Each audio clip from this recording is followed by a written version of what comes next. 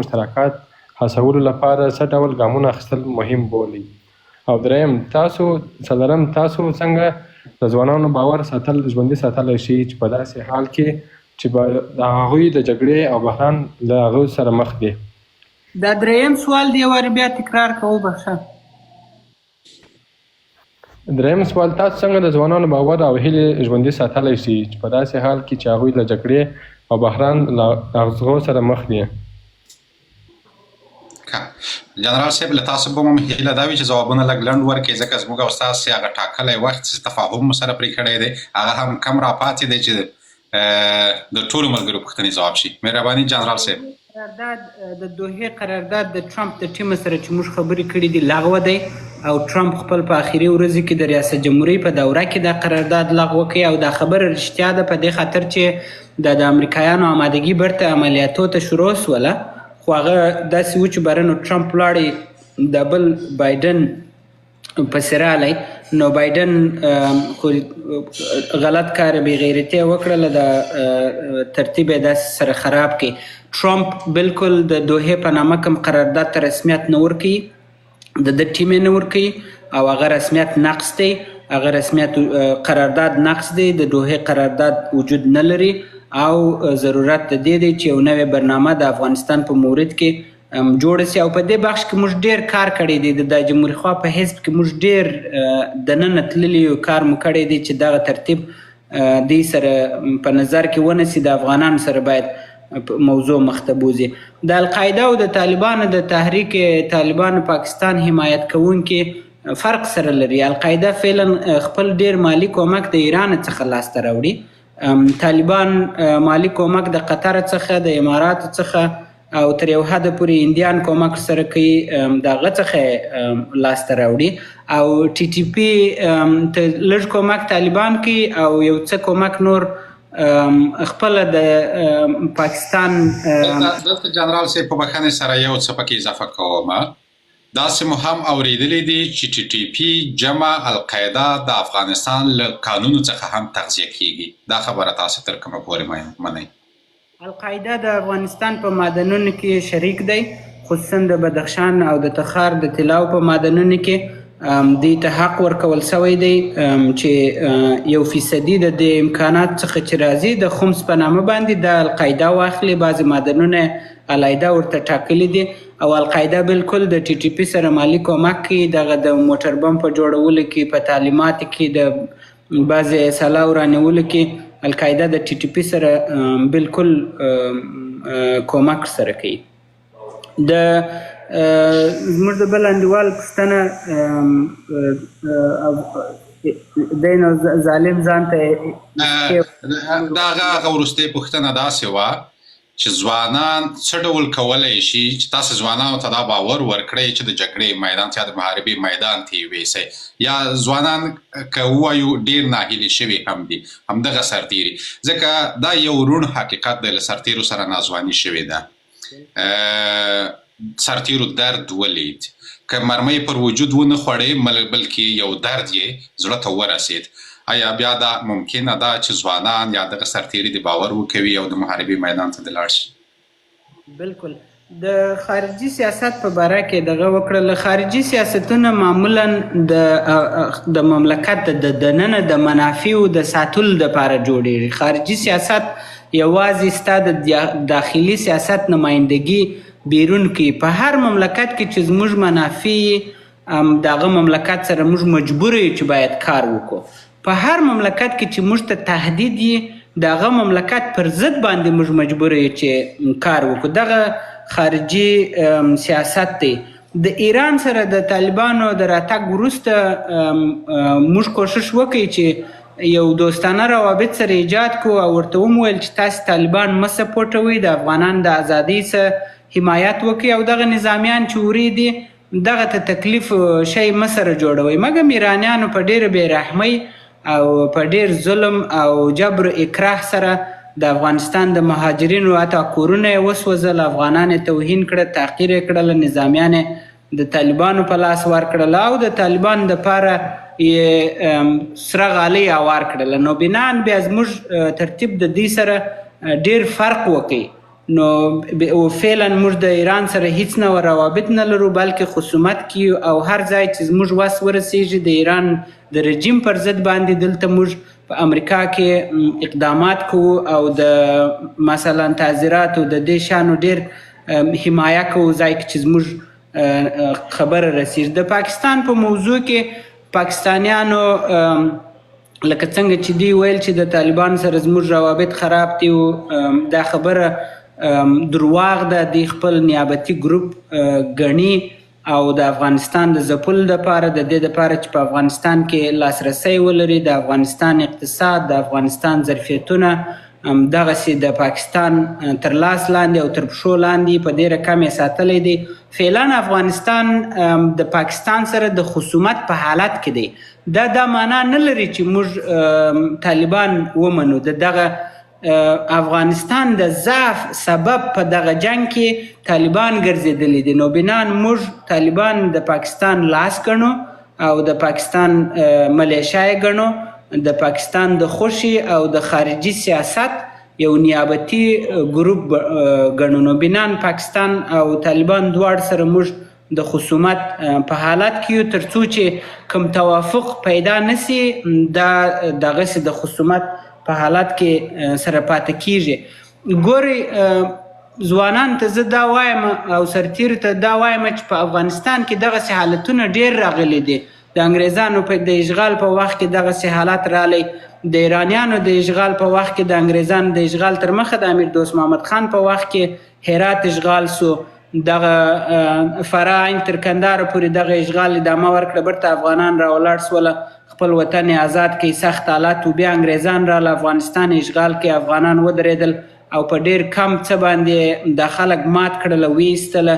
روسان راله دغسې مات سوله او زه تاسو ته اطمینان در کوم چې طالبان ماتیږي او داسې به ماتیږي، داسې به ورکیږي چې تاسو به یې بیا ګرد هم ونه وینئ. موږ باید همت وکړو، موږ باید صبر ولرو او موږ باید الله تعالی ته اتکا وکړو. دغه شکست چې موږ خوړلی دی د دې څخه باید زده کړه وکړو. دا شکست الله تعالی موږ ته په دې خاطر راکوي چې موږ شکسته نفسه سو او هغه د خدای نعمتونه چې زموږ سره سته پر هغه باندې شکر وباسو او بیا فساد ته مفسد ته او بدو خلکو ته خپل په صفوفو کې اجازه ورنکو. زه د افغانستان په ځوانانو کې ډېر ظرفیت وینم. زه په اطمینان درته وایم چې دغه ځوان نسل هم کولی شي چې افغانستان آزاد کړي او هم آباد کړي.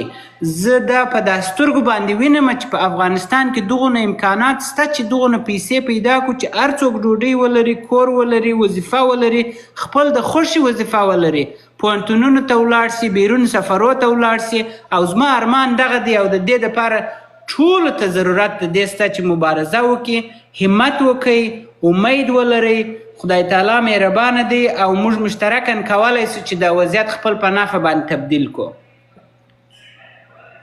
مننه، ډیره مننه جناب جنرال صاحب. خدای دې وکړي چې دغه ځوانانو ستاسو دغه ځواب اورېدلی وي.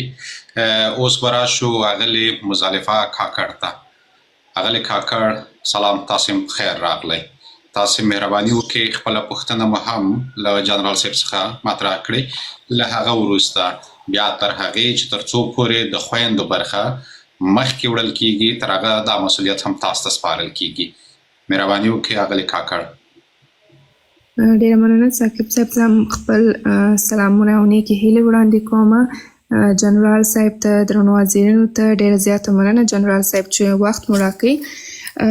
جنرال صاحب زه خپل پوښتنه په لاندو کې مطرح کوم.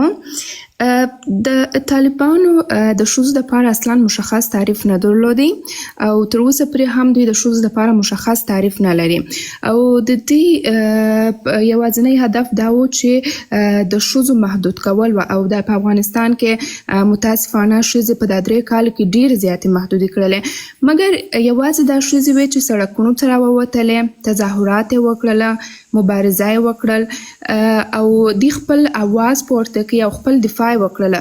خو متاسفانه د هېواد دننه هیڅ یو نارینه د دوی سره په تظاهراتو کې ګډون ونه کوي، د دوی دفاع یې ونه کړه، د دوی سره ونه درېدله. آیا دا په دې معنا نه ده چې د افغانستان ښځې د هېواد دننه واقعا یوازې دي؟ ډیره مننه اغلې مزدلفه کاکړ، ډیره مننه. بالکل تر ټولو شدیده ضربه د طالبان د اشغال په جریان کې افغان ښځو او امنیتي ځواکونو لیدلې دي، او دا خبره بالکل صحیح ده چې د افغان نجونې او ښځو غیرت کړی دی، مړانه یې کړې ده، سخته مبارزه یې کړې ده، او زه په دې باندې فخر کوم. او واقعا زه انګیزه اخلم چې کله چې ګورم افغان میرمنې خپل د حقوقو دپاره مقابله کوي، مبارزه کوي. زه مطمئنه یم چې دغه ښځې چې د کورو څخه راوځي، دغه مقابله کوي، د دغه وړونه پلارګانې نور اکاګانو دې حمایه کوي.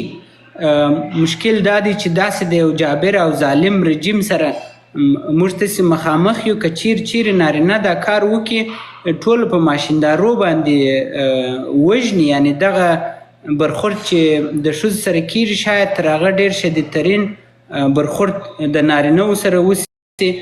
دوم سوال دی، بالکل د افغانستان ښځې د اشغال په حالت کې تر ټولو بد وضعیت مخ ته بیایي، او بالکل یوازې دي د نن په وطن کې. موږ به ورته وایو چې موږ در سره یو، حوصله در سره کوو، ستاسې په غم کې شریکان یو، مګر واقعیت دا دی چې دغه د طالب دورې ته افغان ښځې یوازې هلته پاتې دي، او بل څوک نشته چې د طالب لاس فعلا عملا د طالب لاس ونسي او په داخله کې ووایي چې دا کار مه کوه. مګر تاسې مطمئنه اوسئ چې ورځ به دغه هر لاس چې دوره پورته کړی دا به د دا بیخه څخه موږ ماته وباسو، او هر خوله چې احکام د دې ورکړي دي چې مکتبونه د باندې سي، پوهنتونونه د باندې سي، هغه خوله به افغانان په سوک باندې ماتوي. او یو ملا او یو طالب چې دغه مکتبو ته یې قلف اچولی دی، ښځو باندې دورې وارې کړي دي، دا به نه خوله لري نه به لاس لري. او زه به دا تاسو ته زه وعده درکوم چې قاطع ترین عمل به افغانان دا وارې خصوصا د دغه طالبانو د شیخانو او د دغه د چړیانو سره وکړي چې پر ښځو او پر دا ځوانانو باندې دورې ورکړي دي. زیاته مننه. خو دلته بیرته یو بل سوال را پیدا کیږي چې دې ته څه ډول امیدواري تاسې ورکوئ چې د دې په وضعیت کې به دا تغییر څومره وخت ونیسي؟ آیا دا تغییر به ډېر ژر راسي؟ دا تغییر به نور هم کلونه وخت ونیسي؟ او دا به څومره دوامداره وي؟ زه یوازې افغان میرمنو ته دغه وعده ورکولی سم چې زه او زما ملګري او نور افغان ځوانان به د دې د حقوقو د لاسته راوړلو دپاره کلکه مبارزه وکړي، او کله چې ضرورت سو موږ به خپل سرونه هم د دې دپاره خاورې کړو، او د شپې او د ورځې دا کوشش کوو چې دا کار ژر وسي، چې هر څونه ژر کیدای سي وسي. مګر د وخت په مورد کې زه مشخصا څه متاسفانه نسم ویلی، چون دا زموږ مبارزه یو سلسله امکاناتو منابعو ته ضرورت لري چې موږ په تلاش کې چې دغه امکانات منابع لاسته راوړو بره د خپل مقابله او مبارزه سره شروع کړو. مګر یو شی د دې اطمینان ولري چې موږ د دې دپاره مبارزه کوو، او زه په یقین سره وایم چې دا حالت موقتي حالت دی، په دې خاطر چې همیشه بار موږ لیدلی دي چې دغسې حکومتونه بقا نه لري. پیغمبر علیه السلام وایي چې الملک یبقى مع الکفر ولا یبقى مع الظلم. یو ملک کیدای سي چې د کفر په حضور کې بقا ولري، مګر د ظلم بقا په ملک کې هیڅ نسته. او دا موږ بار لیدلی دي چې ظالم حکومتونه جوړ سي په دنیا کې چې هر څونه زورور یې هغه برته رانړېږي، راچپه کېږي او خلک یې کوي. جنرال صاحب کور مودان. جنرال صاحب یو بل سوال هم اخیری خپل وروستی سوال په ډېر لنډه توګه مطرح کوم، دا چې ولې د داشته بې عدالتۍ او د طالبانو د ظلم خلاف افغان سیاسون په یوه ټغره نه سره راټولیږي؟ ولې دوی یو ادرس کیږي نه؟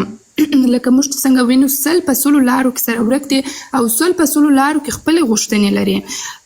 دوی ولې په یو ادرس نه راټولیږي تر څو د دغه بې عدالتۍ مخه ونیسي؟ ولا اغلی کاکړ د دې سوال جواب چې ما پیدا کړي بلا ټولو مشکلات سره حل دي. نو سیاسیون خو دې خدای تعالی هدایت ورته وکړي، زموږ په عذرونو په مرکو په ملاقاتو ونسوله. تاسې په سیاسیونو پسې مه ګرځئ. دغه ځوان نسل، دغه مبارزین، د افغانان، د نجونې والکان موږ تیز باید سره یو ځای سو، نه هغو ته باید منتظر پاتې سو او نه هغو ته پیغورونه ورته ورکو.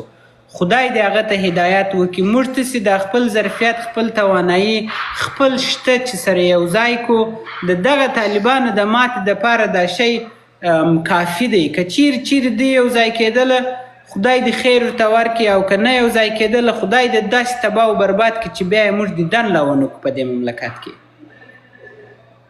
ډېره مننه جنرال صاحب. دلته زموږ سره زموږ بله ګرانه د قدر وړ خور راسره ده، اغلې حریر صدیقي. اغلې حریر صدیقي، تاسو ته هم ښه راغلاست وایم. مهرباني خپل سوال مطرح کړئ. سلام، عرض ادب خدمت جنرال صاحب عزیز، سمیع سادات و دوستانی که در این مناظره هستند و دوستانی که شنونده و بیننده هستند. خیلی خوشحال هستم که زمینه مساعد شد و وقت دادید تا صحبت‌های داشته باشیم با جناب جنرال صاحب و همچنان سوالایی که در ذهن مردم است اونا را بتانیم پرسیده.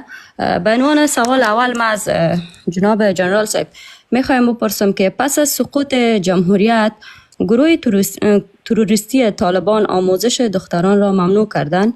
اگر شما در حال حاضر قدرت می داشتید و داشته باشید، چه اقدامات را بر حمایت از حق آموزش دختران افغان انجام می دهید؟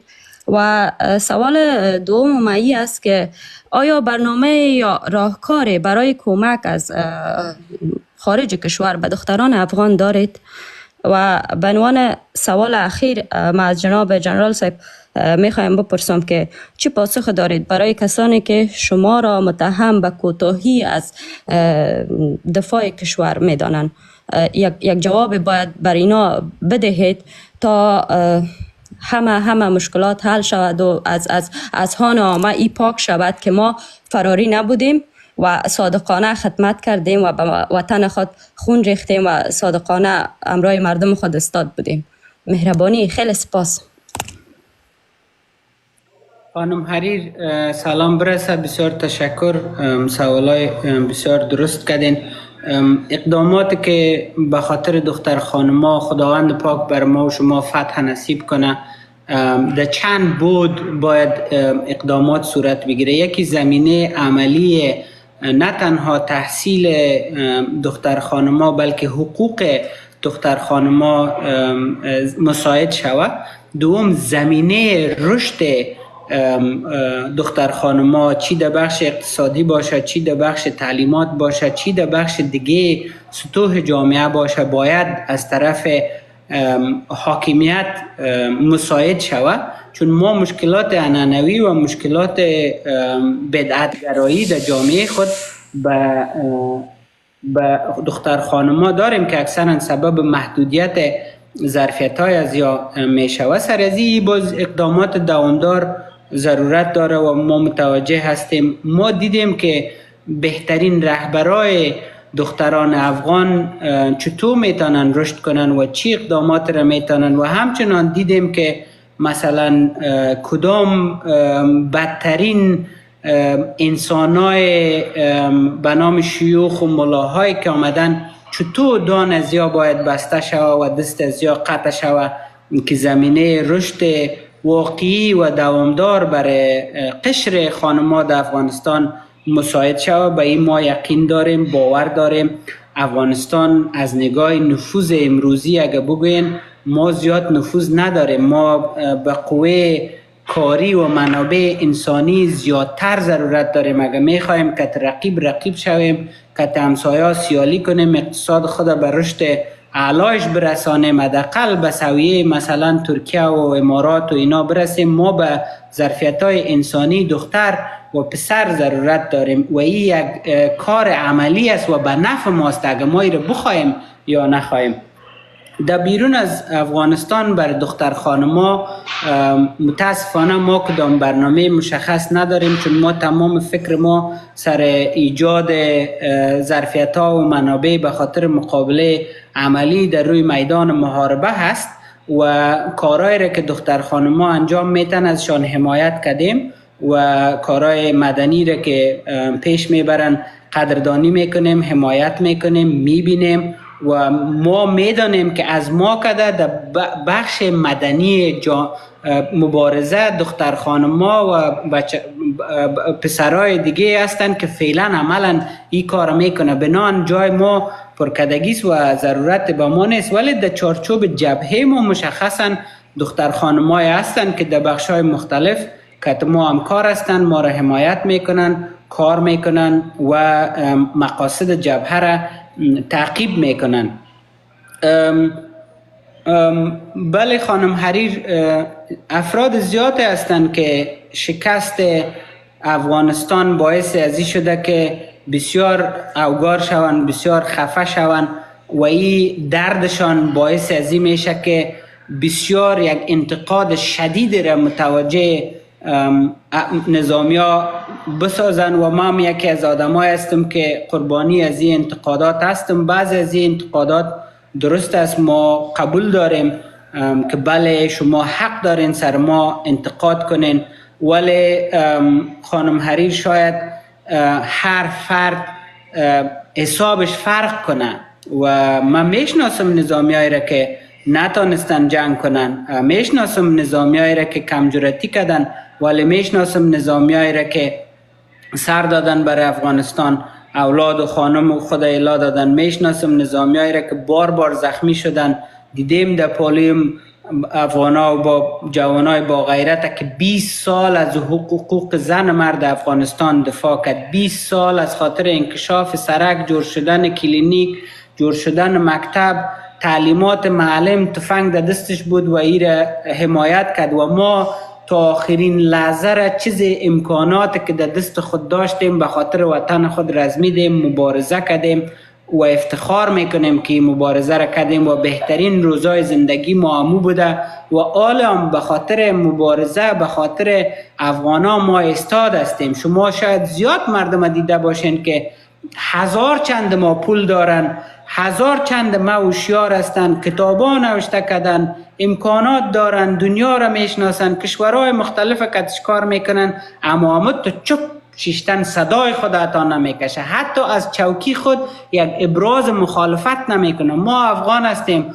اصول ما در مخالفت دشمنی است که اول لفظا استاد میشی، دشمنت میگی که من دشمنت هستم، من تو را نمیخوایم و فعلا زورم نمیرسه، روزی که زورم رسید میایم نظامت چپه میکنم و به جای خودم استاد میشم. و امیر حداقل شکایت گله ما همی است که نمیگن برادرای و خواهرایتان که فعلا در مبارزه استاد است او را قدر کنین، احترام کنین، در پولیش استاد شوین. خیر در پولی ما استاد نشوین، ما خودم خوشتان نمیایم یا ترتیب برنامه ما خوشتان نمیه. هر کس را که شما دوست دارین مبارزه میکنه که تزوی استاد شوین. اگر کس را دوست ندارین یک 10 تا رفقایتان جمع کنین، یک دل جور کنین، شما یک ترتیب پیش ببرین به خاطر آزادی افغانستان، به خاطر کمک رسانی انسانی، به خاطر رساندن دوا، کمپل، بود، لپتاپ، کامپیوتر، هر چی که قدم میتونین در وضعیت فعلی افغانستان اقدام کنین. این در مبارزه و در جهاد شما حتما حساب میشود. ډېر زیات تشکر خانم حریر صدیقي. جنرال صاحب ډېره مننه، کور مو ودان. که څه هم زموږ درد ډېر زیات دی په داسې سوالونو کې چې مو وکړله نه څرګندېږي، خو بیا هم په دې هیله یم چې یو آزاد افغانستان او همچنان د میرمن د یو بشر په صفت د خپل ټولو حق حقوق څخه مستفیده سي. ډېره مننه، کور مو ودان. ثاقب صاحب مهرباني.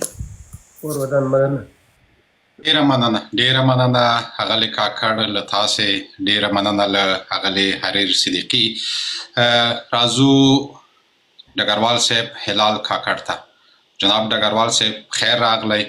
اوس مو نو تاسې خپله پوښتنه له خپل دوست او د سنګر له ملګري مطرح کړئ. مهرباني کاکړ صاحب. سلامونه ثاقب صاحب ته جنرال صاحب ډیره مننه. اول خو ډیر خوشحاله یم، ما او جنرال صاحب مخکې هم خبرې وکړې پر دې باندې چې نن بیا راغلی او دا خصوصا ټیک ټاک ځوانانو دپاره، بل خصوصا د افغانستان ملت دپاره دا د افتخار ځای دی. او جنرال صاحب څنګه چې په خپلو خبرو کې یاداوري وکړله، مکمل هغه دوستانو ته هغه سوالونه هم جواب کړل.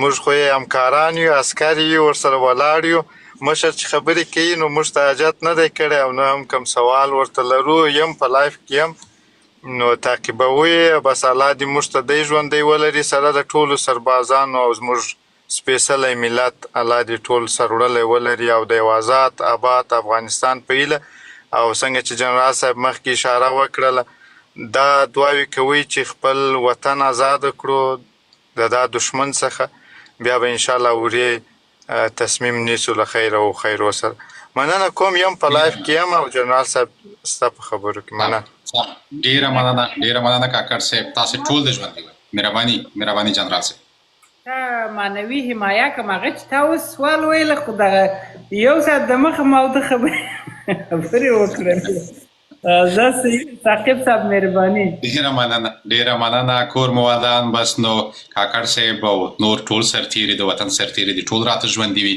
راځو انجینر صاحب قمر جبارخیل ته انجینر صاحب محترم ښه راغلاست تاسو هم خپله پوښتنه مطرح کړې پوښتنه یا پوښتنې او پر دې دوستانو به زه غږ وکړم تاسو چېرته ځئ ما په وروستیو کې د لایف په وروستیو کې له جنرال صاحب څخه د هلمند د جګړې کیسه اورو هغه ډیره جالبه ده نو تر هغه باید را سره تم شئ انجینر صاحب محترم مهرباني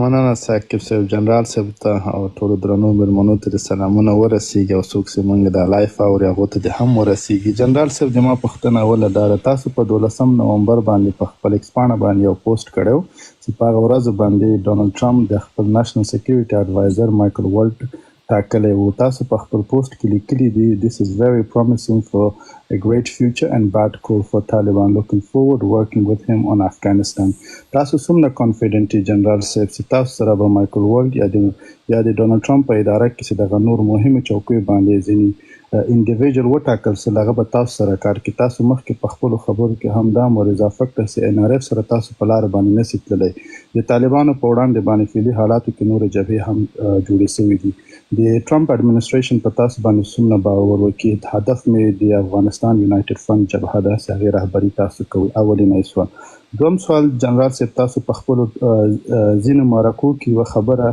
همیشه کوي چې هغه دا د تاسو په افغانستان کې بیا فورن بوټ نه غواړئ یعنې فورن ټریپ په افغانستان کې بیا نه غواړئ تاسو څومره په خپلو سربازانو باندې تکیه یي چې هغه به بیا تاسو سره وطن ته ځي او د طالبانو په خلاف باندې به جنګیږي او دریم سوال مې جنرال صاحب دا ده چې څنګه تاسو خپل کتاب لیکلی د لاست کمانډر یعنی تاسو به د افغانستان اولنی بیا هغه یو جنرال چې په د افغانستان په میدان کې به د طالبانو سره مخامخ جنګیږي فعلي حالاتو کې چې کوم جنګونه طالبانو سره روان دي هغه یو پروکسي جنگ د طالبانو سره مخامخ نه کیږي خو په شاشه کې یعنی تاسو بیا ولنی تاسو دغه د کتاب نوم ته لاس کمانډر د پتاسو به یو بل کتاب یا یو بل سوکلی کې د افغانستان ولنی جنرال به تاسو جوړیږي طالبانو په وړاندې به جنګیږي که څنګه وي ډیره زیاته مننه مهرباني جنرال صاحب محترم ډیره زیاته مننه ګران انجینر صاحب قمر زمان دې د امریکا انډیوالي موږ لیدلې ده ډېره کلکه انډیوالي کوي بیا یو دم داسې سړی پرې هم ږدي ښه نو زه باید ډېر په احتیاط ستا خبره در جواب کوم مایکل والټ زما انډیوال دی په خوست کې وظیفه اجرا کړې په کندهار کې وظیفه اجرا کړې ده او یو مبارز سړی دی پیټ هاګټ وزیر دفاع په افغانستان کې وظیفه اجرا کړې ده تولسی ګابارد په روزګان کې دغه ښځه وظیفه اجرا کړې په ناشنل ګارد کې وه او دا خلک ټولو د افغانستان سره مینه لري د افغانستان سره ښه روابط لري مارک روبیو دا وزیر خارجه چې پیشنهاد شوی دی او د CIA رئیس پیشنهاد شوی ټوله د افغانان سره خواخوږی همدردي لري اوس نو دا څنګه د خواخوږۍ همدردي او ملګري موږ په یو پالیسي کې راولو چې د افغانانو په ګټه یې نه دا خبره ما وکړله ډېر په احتیاط قاطع موږ کار کوو په دې خاطر کوو چې هره فیصله کیږي هغه قومي فیصله نه وي هغه سمتي فیصله نه وي او د امریکا هغه فیصله بیا د جنګ سالارانو د حمایې دغه ونه ګرځېږي بلکې داسې یو فیصله یي چې په هغه کې د افغانانو منفعت یي او دا د امریکا هم په ګټه ده چې رښتیا چې د افغانان په ګټه افغانان په مجموع کې غواړي د امریکا سره کار وکړي دا خبره رښتیا ده خو په بعض شیانو کې مخالفتونه لري، مثلا نظامي خلک راتګ دا شیان صحیح نه دی. هغه وخت کې موږ ډېر خوږ و تکه کوو 2001 کې نه کېدی چې امریکایان نه وای راغلي، مګر اوس خپله ظرفیتونه پیدا کړي، امکانات ښه جنرالان لرو، ښه عسکر لرو،